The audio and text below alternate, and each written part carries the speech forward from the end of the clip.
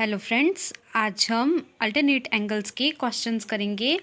ये मेरा ज्योमेट्री का फोर्थ पार्ट है। इससे पहले मैंने स्ट्रेट एंगल, वर्टिकल एंगल और कॉरस्पॉन्डिंग एंगल के 5 क्वेश्चंस करवाए थे।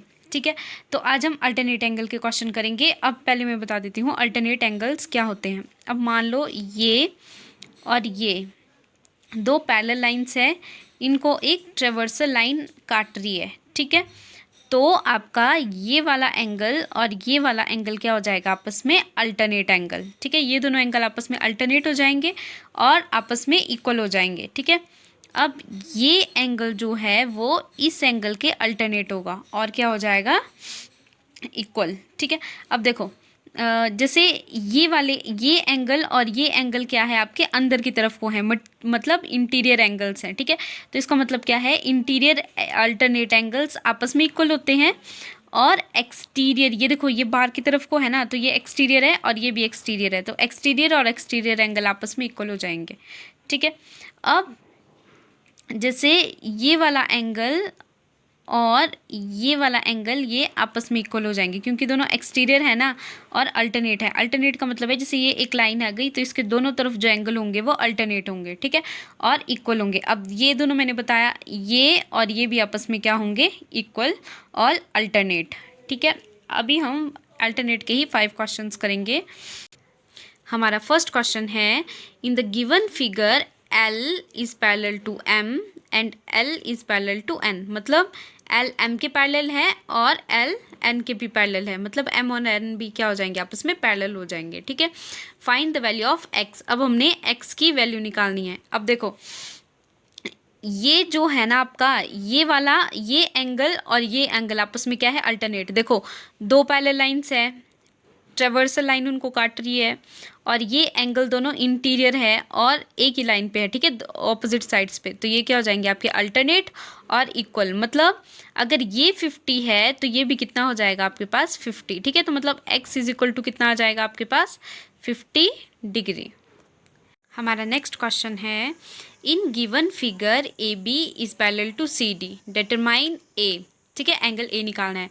अब C D is parallel to A B है और ये एंगल 55 है, ये एंगल 38 है, तो हमने ये पूरा एंगल निकालना है। ठीक है, अब देखो जैसे ये इसको मान लो हमने ले लिया एंगल 1, इसको ले लिया एंगल 2। ठीक है, तो अगर ये एंगल 55 है तो एंगल 1 इतना जैसा है हमारे पास, तो ये भी कितना हो जाएगा, 55। क्यों, क्योंकि दोनों पैरेलल, जो पैरेलल लाइन की ये और ये पैरेलल लाइन के बीच में है, ये और ये क्या है, इंटीरियर एंगल्स भी है, मतलब ये दोनों आपस में क्या हो गए, पैरेलल, ये अल्टरनेट हो गए। ठीक है, तो मतलब आपस में इक्वल है। सेम वही चीज़ यहाँ पे भी होगी, ये और ये क्या आ गया, आपस में अल्टरनेट एंगल्स आ गए 1 और 2, तो ये कितना आ गया, 38 डिग्री।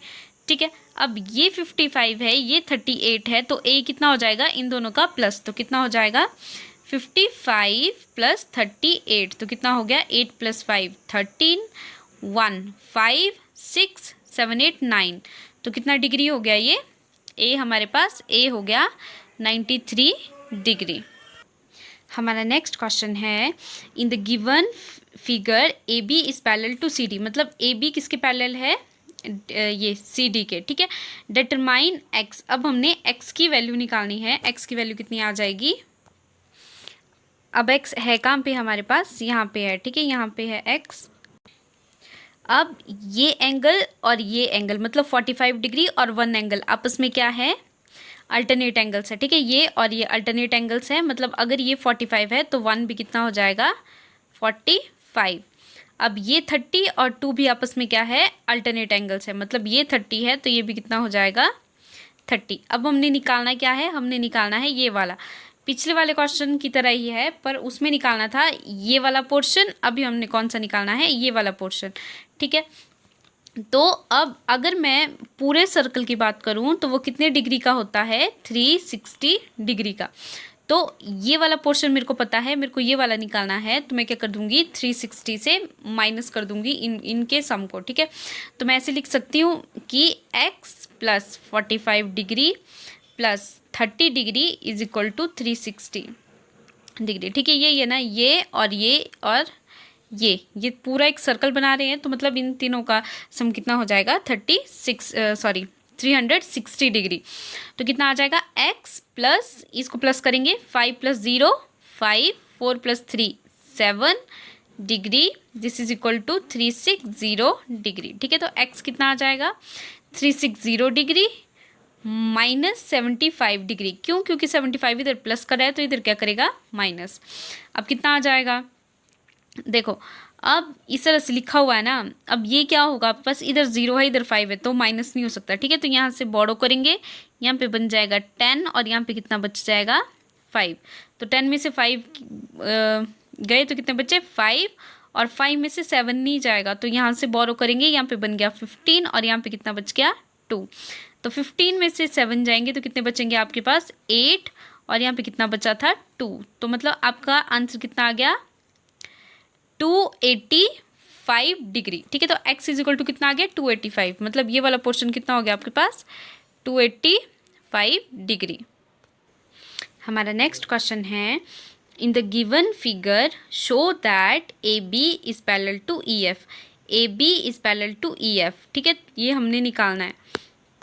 अब हम अल्टरनेट एंगल्स, मतलब अगर हमारे पास कोई दो एंगल्स अल्टरनेट निकल गए या कॉरस्पॉन्डिंग निकल गए या अलाइड निकल गए, ठीक है, अगर ये 3 एंगल्स में से कोई एक भी अगर फाइंड हो गया ना तो हम क्या मान लेते हैं कि वो दोनों लाइंस आपस में पैरेलल है। ठीक है, अगर दो लाइंस के बीच में इनमें से कोई भी एक एंगल निकल गया तो अभी हम वैसे ही प्रूफ करेंगे। हमारे को प्रूफ क्या करना है, ए बी ई एफ के पैरेलल है। ठीक है, तो सबसे पहले अब इसमें और इसमें, इन दोनों में तो कोई रिलेशन है नहीं, तो मैं क्या करूँगी इसमें और इसमें रिलेशन निकाल दूँगी, फिर इसका और इसका रिलेशन निकालूंगी, तब पता चल जाएगा कि वो पैरेलल है कि नहीं है। ठीक है, अब ये वाला एंगल और ये वाला एंगल पूरा, ठीक है, ये आपस में अल्टरनेट होंगे अगर आपका ए बी जो है वो सी डी के पैरेलल होगा। ठीक है, तो प्रूफ करके देखते हैं। ये तो पता है 66 डिग्री है, अगर ये भी 66 डिग्री आ गया मतलब ये अल्टरनेट है। ठीक है, तो प्लस करके देखते हैं कितना आ जाएगा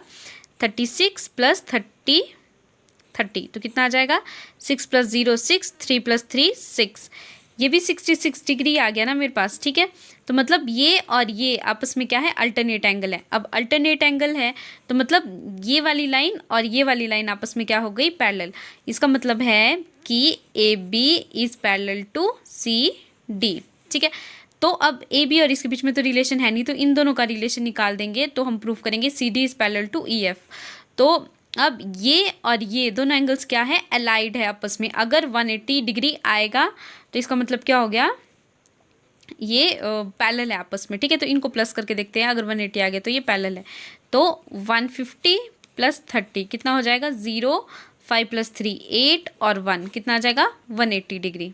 ठीक है, अब ये दोनों का सम 180 डिग्री आ रहा है, मतलब ये दोनों आपस में क्या है अलाइड एंगल्स है। और अलाइड एंगल कब होते हैं, जब दो लाइंस आपस में क्या होती है पैरेलल। अब ये दोनों पैरेलल है, इसका मतलब क्या हो गया ई सी डी जो है वो आपका ई एफ के पैरेलल है। ठीक है, अब a b is parallel to C d is parallel to e f, तो इसका मतलब क्या है ए बी और ई एफ आपस में क्या हो जाएंगे पैरेलल। ठीक है, a b parallel to e f. ठीक है, क्योंकि ये इसके पैरेलल है ये इसके पैरेलल है, मतलब ये दोनों आपस में भी पैरेलल होंगे। ठीक है, तो ये निकल गया a b is parallel to e f, यही हमने निकालना था। हमारा लास्ट क्वेश्चन है, in the given figure d and e are the mid points. ठीक है, of a b and a c, मतलब ए बी और ए सी के मिड पॉइंट कौन है ई और d respectively of triangle a b c. If a is 70 degree, c is 40 degree, d is 4 centimetre, find e d b. कौन सा find करना है कौन सा एंगल फाइंड करना है हमने ई डी बी, ये वाला। ठीक है, तो हम क्या करेंगे इस वाली लाइन को थोड़ा सा बढ़ा देंगे और इस वाली लाइन को भी थोड़ा सा बढ़ा देंगे। ठीक है, अब एक बात याद रखना, जो मतलब ऑपोजिट साइड के जो दो एंगल्स होते हैं उनका सम थर्ड एंगल के एक्सटीरियर एंगल के इक्वल होता है। मतलब ये दोनों इंटीरियर एंगल्स है। ठीक है, दो ऑपोजिट साइड के जो इंटीरियर एंगल्स होते हैं उनका सम थर्ड साइड के एक्सटीरियर एंगल के इक्वल होता है, मतलब इन दोनों का सम इसके इक्वल होगा। तो कितना आ जाएगा 70 + 40 110, तो ये कितना हो जाएगा 110। इन दोनों एंगल्स के सम के इक्वल होगा, ठीक है। अब ये वाला एंगल और ये वाला एंगल आपस में क्या है, बराबर है। बराबर है क्यों? क्योंकि ये दोनों अल्टरनेट एंगल्स है, दो पैरेलल लाइंस के बीच में है ना इंटीरियर एंगल्स, अल्टरनेट एंगल्स, ठीक है। तो ये भी कितना हो जाएगा आपके पास 110 हो जाएगा। तो हमने यही फाइंड करना था, ई डी बी कितना है आपके पास 110, ठीक है।